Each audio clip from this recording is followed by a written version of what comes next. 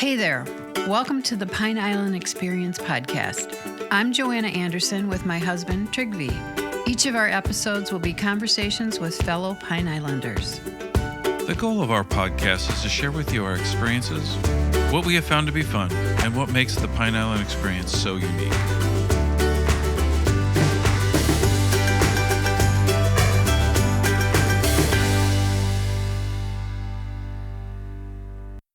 That's it. Like, that is the building.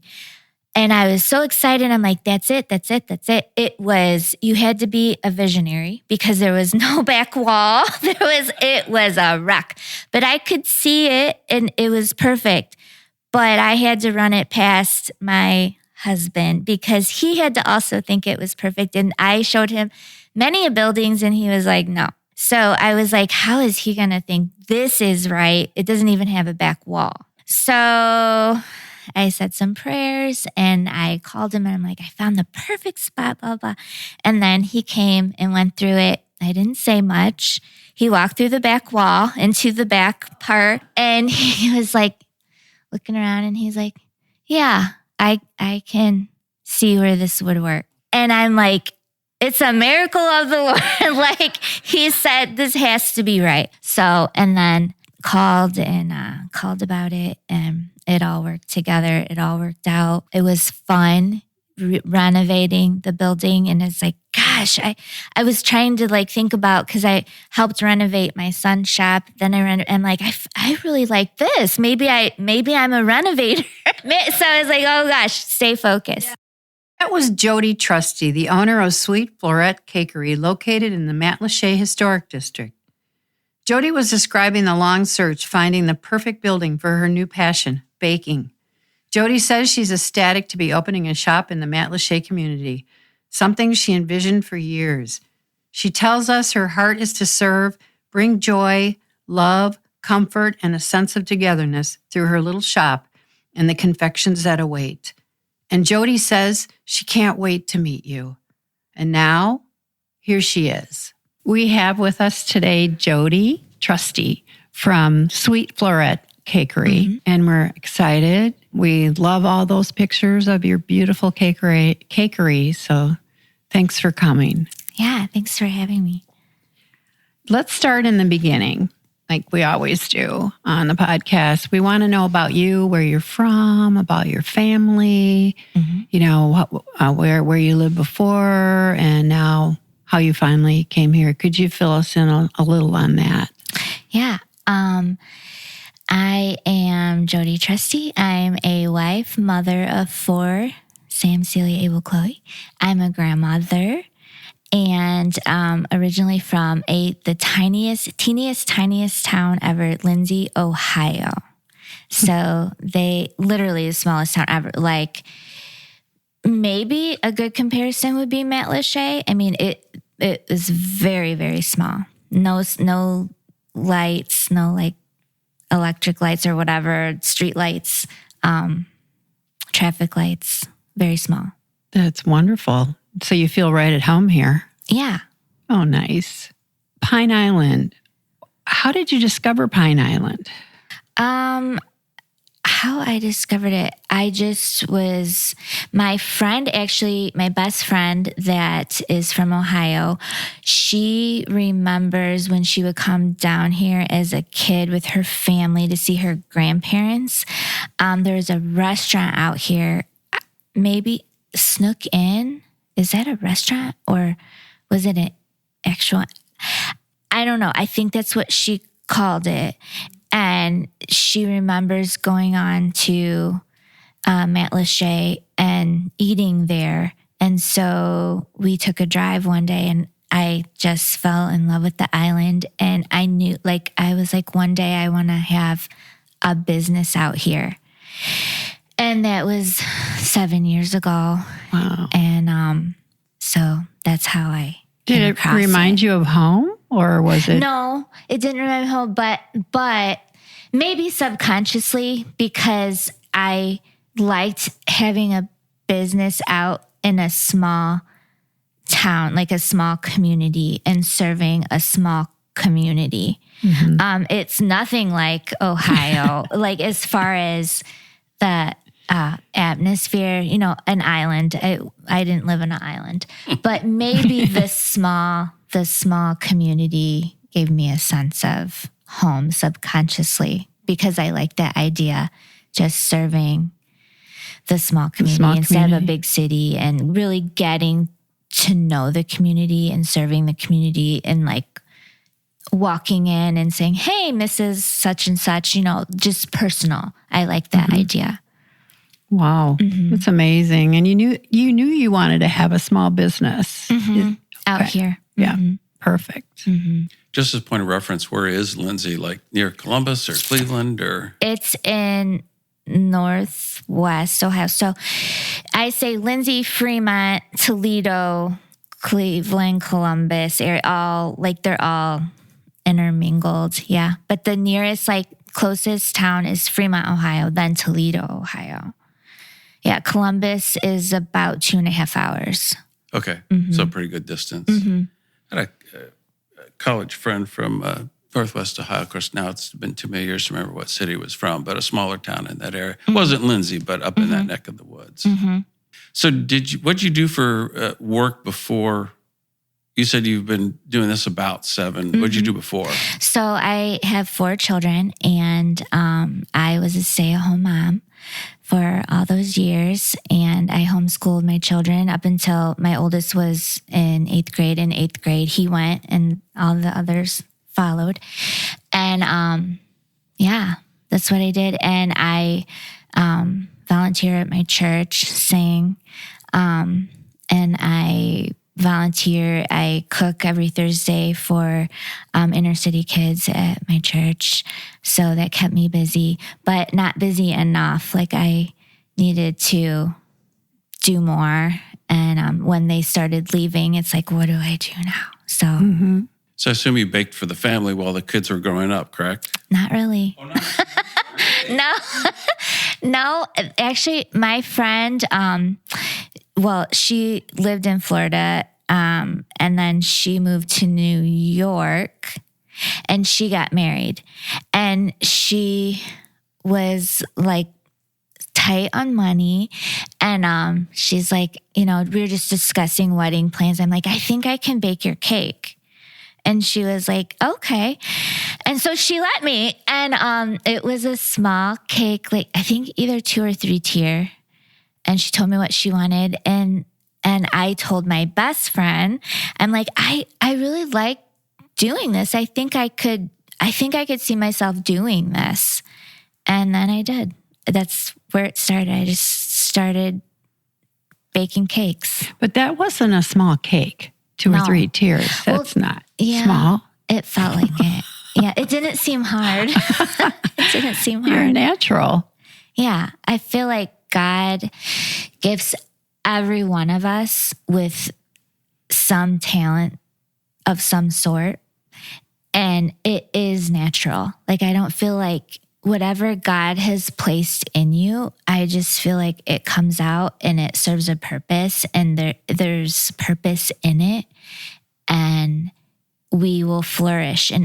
And whatever He's gifted us with, if we go with it, He'll make it work. And it doesn't seem hard. It isn't hard. But I couldn't do, I'm not gifted in other things, so that would seem hard. But this just seems like natural, just kind of pours out. It's kind of an interesting transition, though, because cooking per se seems to be a little bit of this, a little bit of that,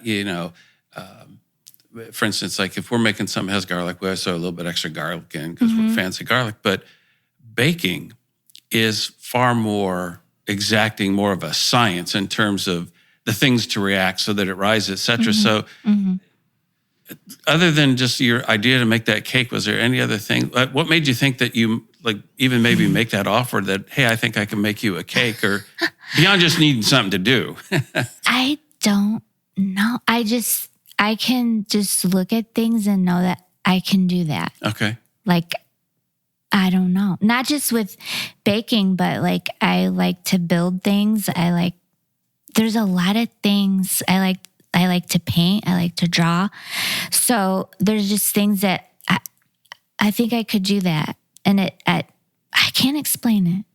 Well, when you look at the pictures on your Facebook page, especially, it looks like art. You're making flowers and beautiful designs in your cupcakes. It looks very artistic, very Matlacha, as a matter of fact. So you are a very gifted artist, Thanks. too. Yeah, it comes from above for sure. No credit. I don't take any credit for that. So how'd you come up with a name for the company then? I was reading an article, a magazine, and it was about a granddaughter talking about her grandmother who she used to stay with her grandmother in the summer. And her grandmother loved flowers and started her own, like, kind of small, I guess, business. And so the granddaughter would love these flowers. And then when the granddaughter grew up, she started her own company. Like, she sells seeds, like, to flowers. And her company was something Floret. And then I was like, Floret, I like that name. And I'm like, Sweet Floret Cakery. And then it just made sense because I liked the story, her backstory, and her of a granddaughter and her grandmother, and I love the family unit, and I just thought that was really sweet. So like Sweet Floret Cakery. So you said it's not really very hard, but what about the time commitment? I mean, at least from the outside, just another story you're sharing, like a 3 or 4 tier cake seems like that would take a fair amount of time. Yeah. So that is what people don't see and understand. Baking takes a lot of time.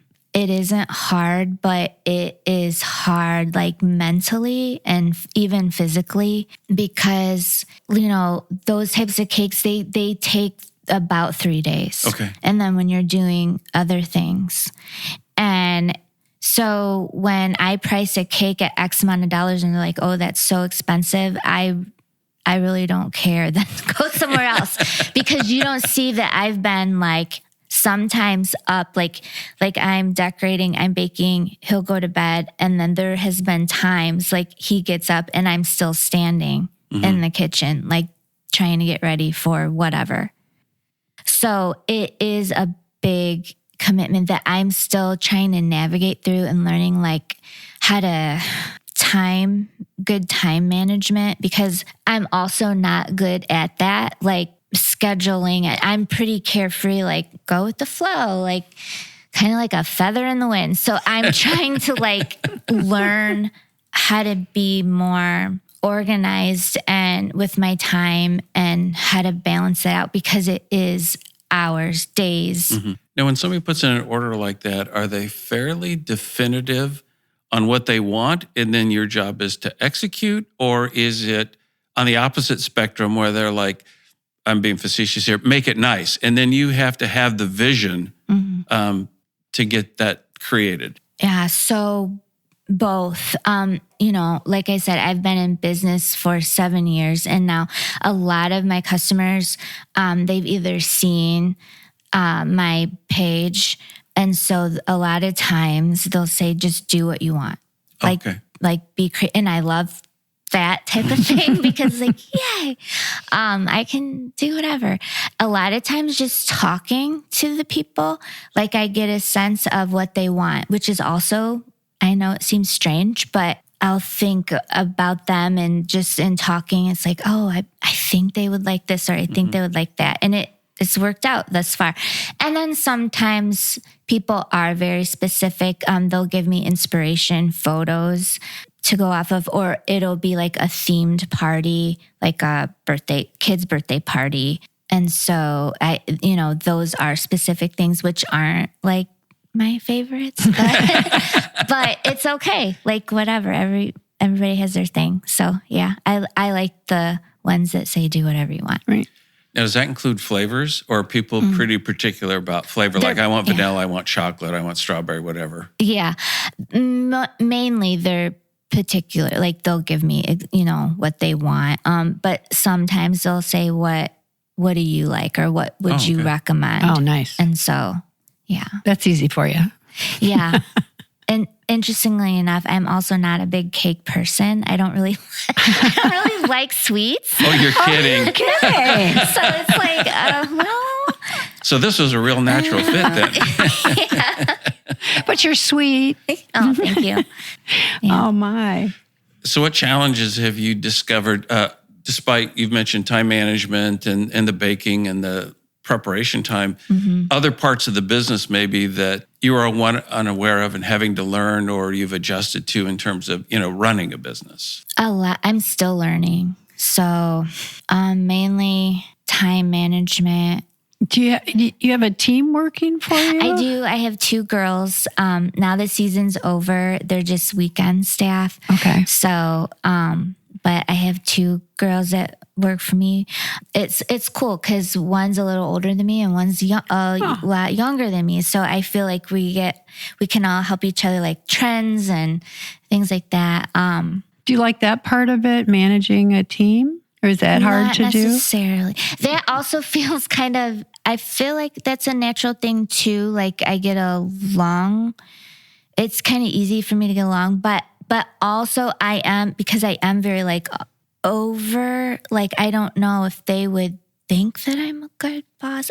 If they say I am, but like I don't know. You kind of have to just flow with what I'm going with which I don't know if that's a good thing necessarily, but they do. Yeah. And the other day, one of my employees, I'm like, okay, I'm going to show you how to frost these cookies. But then I ended up frosting them all and I had her do something else. So it was like, she was probably like, what? Like, that's how it works. I don't know. Yeah. So I'm learning. I'm still learning and navigating myself because I'm definitely not like, I'm a baker. And this is a challenge for me for sure. And I like people. So I feel like that's good too. That's very good for owning your own business and your customers, and they'll be back. Yeah. So let's talk a little about the store. When did you first acquire it? And then you probably did some remodeling, redecorating, and then you finally opened. And when was that? I opened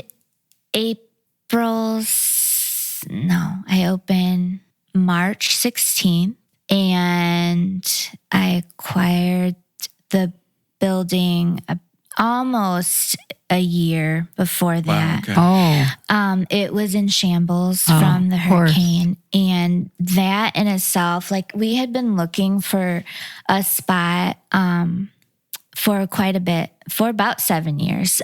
And I would go out to the island and I would look and I would inquire and we would toss around things, and it was nothing ever like fit. And then exactly a year ago on Saturday, my son opened a coffee shop downtown Fort Myers called Good Ground Coffee. And I wanted to be able to have my things in his shop. But in order to do that, even though I'm licensed through the state, or I was licensed through the state as a home baker, you had to have a commercial license to be able to sell retail. So I could sell, like if you guys came in or ordered something, I could sell like that. But in order for a store or a coffee shop or anything to sell, you have to have a different license. That's interesting. So he's like, Mom, I opened my shop. Now you got to get yours open.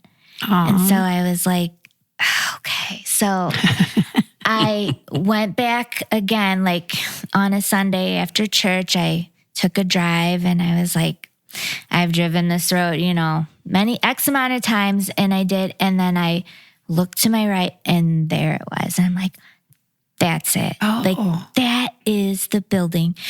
And I was so excited. I'm like, that's it. You had to be a visionary because there was no back wall. It was a wreck. But I could see it and it was perfect. But I had to run it past my husband because he had to also think it was perfect. And I showed him many buildings and he was like, no. So I was like, how is he going to think this is right? It doesn't even have a back wall. So I said some prayers and I called him and I'm like, I found the perfect spot, blah, blah. And then he came and went through it. I didn't say much. He walked through the back wall into the back part. No. And he was like looking around and he's like, yeah, I can see where this would work. Oh. And I'm like, it's a miracle of the Lord. Like, he said, this has to be right. So, and then called about it and it all worked together. It all worked out. It was fun renovating the building. And it's like, gosh, I was trying to like think about, cause I helped renovate my son's shop. Mm-hmm. Then I'm like, I really like this. Maybe I'm a renovator. So I was like, oh gosh, stay focused. Yeah. So that's the story of the building. And it was a lot of work, a lot of time. I had a great, his name's Joe Wallace, and is he gifted and talented too. And he's great. And we really flowed together. Like I would say, I see this, and he would just knock it out. Like you almost didn't have to talk. Like, and that's the type of person that you need. Like you just, that same flow, like you just knew. And oh, wow. So I was very thankful for bumping into him. And yeah. Well, it's beautiful. Thanks. It looks great. Fits right in with Matlacha. Yeah. Yeah, it's beautiful. So is that primarily then retail only and you do all the work at the house, or do you also do some work at the shop, or how does that work? I do both. When it gets really, really late, then I'm home because I don't like to be there, 1, 2, 3, 4 in the morning. So both, but eventually I would like to get it to where I could, be there most. And I am but it's a lot. It's that I'm still navigating, trying to work out all those. Well, you haven't been open very long when you think about it. 4 weeks. Yeah. You'll figure it out. Yeah. That's well, let's talk about what's inside. Mm-hmm. I'm just overwhelmed by the variety that you have in there and how beautiful it is. The pictures are gorgeous. Thanks. We could start with the coffee because I read recently that your son's coffee is coming in or is in. Well, we don't serve his coffee in our shop, but okay. I want to have coffee in the shop, and it'll just be something real simple. Nothing like his shop. His shop is beautiful, and he's a wonder in and of himself. So, but yeah, I want to get just, if you want to grab a cup of coffee, right. Cream, sugar. Yeah. Yeah. I saw your survey about what do you think of coffee and a bagel, and people have recommended it. So you're listening to your customers too. Yeah. It's all working out. It's all coming together. Yeah. Cakes, fillings, frostings, like the buttercream round cakes. Can you talk a little bit about the cakes? Some of the more exciting cakes that you've made, or do you have cakes that are just in the store for people to buy? Yeah, so I have cakes that are in store that if people are in a jam or whatever, like there's always a few cakes there. And I do cakes by the slice, and they're different. So cakes of the week. And then I'll put out 3 big cakes or 2 big cakes, and then I'll put what they are online so people can see. And then you come in and grab a slice. And some people, like they have a dinner party and they'll grab, 6 slices of cake. I have cupcakes. I just started donuts, which the donuts are outsourced, but the frostings are something that we make in store. And then I have apple fritters, bagels, which are outsourced from another bakery. And I'm trying that because people were saying we want donuts and those things. And it's like, okay, well, let's try it. So we've implemented that, and it's gone really well.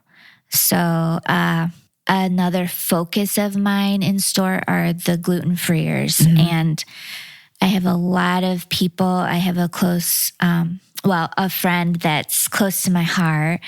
She's gluten-free. And so I wanted to do that because there's a lot of people that can't have gluten. So, and it's gone well. A lot of people come in for the gluten-free stuff. So, and I noticed your cinnamon rolls are now, you have some gluten-free now, right? Yeah. It's amazing that you can do that. Yeah. Actually, those are my favorite. The cinnamon rolls and a regular and then gluten-free cinnamon rolls. And those are my favorite to make. I love the dough. I'm not a sweets person, but I do like the gluten-free cinnamon rolls. I love the texture, the flavor, the ingredients in that. I love that. So, and it took a minute for me to find a cinnamon roll that I liked that passed like my whatever, that I feel like people would like. I have to like it. And even though like I don't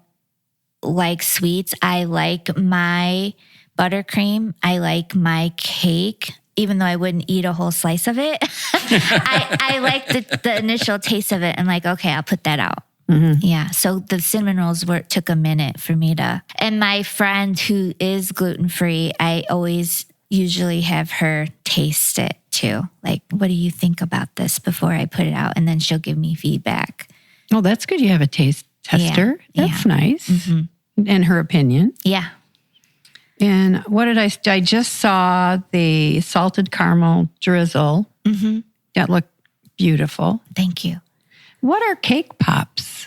I noticed you had cake pops that. are just like a big ball of cake rolled into just a ball. And then I actually have a form, and then you press it together, and then I put mine in the freezer for a little bit and then put a stick in it and then cover it with chocolate. Oh. And so it's like a lollipop. Now, is it more for kids or is it for big kids It's for too? anyone. Okay. A lot of like weddings, birthday parties, they'll order them. Yeah, for like a dessert table. And I didn't know what gum paste additions were. Gum paste is like, it's like a fondant. So fondant is like if you have a sculpture on a cake, like say somebody wants a car, like a car figure or something. So you would make that out of fondant, like you would sculpt it. It's like a clay, but edible, which I don't recommend that you eat it, but people do. And it's just gross to me, but it's more of a modeling, edible modeling clay. Sugar. But the gum paste is something that's a little bit more durable and it hardens a lot faster. Okay. So trying to think of what I do. Like if you have something really ornate or detailed, like a thin flower or like bunny ears or like something intricate, I would use that. That is less likely to, it's really, really hard. So the weather doesn't affect it. Like if it's outside, it won't like start drooping or start melting. It stays hard. Yeah. Just for your artwork when you need it. Yeah. Wow. That's interesting. And you have vegan. So what does that mean? You're not using animal fat or? Yeah, any animal products. And that's on by order only. Like I don't just, because it's few and far between and you don't want to waste product. No, but people can. I noticed that you like them to private message you or And then we talked about the coffee. What are your most popular? I mean, I know it's just been 4 weeks, but what do you, and they're all flying off the shelf anyway, but what do you think are your most popular so far? I don't know if there's a most popular, like everything is pretty. This past week, it was donuts and apple fritters. So, people like great. My donut husband. Yeah.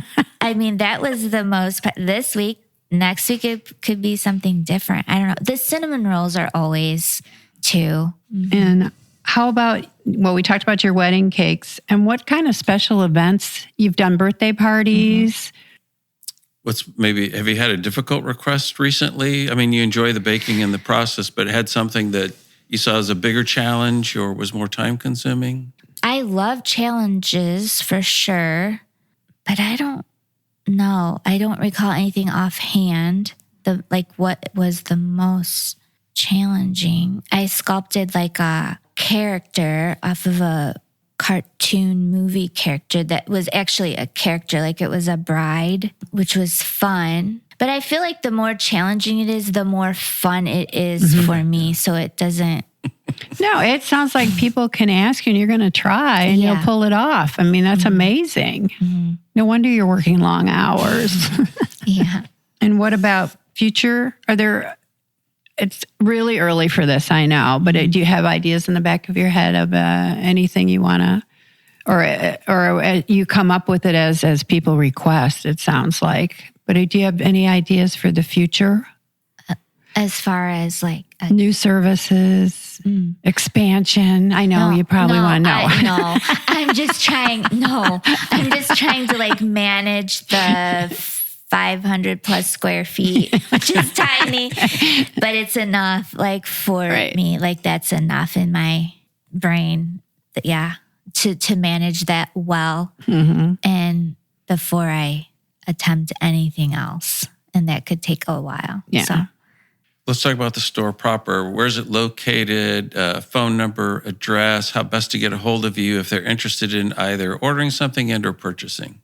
Yeah, so the address is 4618 Pine Island Road, Northwest, Matlacha. So right in the historical district. And my contact info is on Instagram and Facebook, and website as well is www.sweetfloretcakery.com, which is also on my Instagram social media accounts. And hours, when people can drop in. Yeah, hours right now are Thursday, Friday, Saturday from 10 a.m. to 3 p.m. I saw the signs came in too. I know that you were thrilled with them. They look gorgeous. Yeah.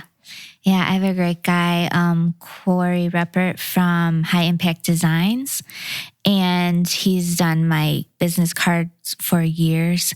And it looks great. Yeah, so he did all the signs, and it's funny because when you open a business, you don't, at least I don't think about all that stuff, and it's important. And it's like, gosh, I have my little sign, but it was like, no, you need. So now I have like 4 signs and stuff plastered all over, and still have people asking like, are you open or what are you? And I'm like, oh my gosh. But yeah, so hopefully I have enough signs now. It ends up being way more important than you might first think, because it's like, well, see, people can just look it up, but they don't. Yeah. Well, thank you. You've been wonderful. This was a really interesting interview that we had with you today. And your place, like I said, I've told you about 10 times, it's just beautiful. So thank you. I appreciate it. Thanks a lot. You're going to do very, very well. Thanks. You're going to be busy. I know you know. We hope you enjoyed our Pine Island Experience podcast. If you have any ideas for us, people to interview, or any comments, please feel free to email them to us at pineislandexperience@gmail.com. That's pineislandexperience, all one word, @gmail.com. Don't forget to like us, and you may subscribe to this podcast using all the major catchers like Apple iTunes, Google Podcasts, and Spotify. Thanks again for listening, and remember, island life is a constant vacation. We'll see you on the next podcast.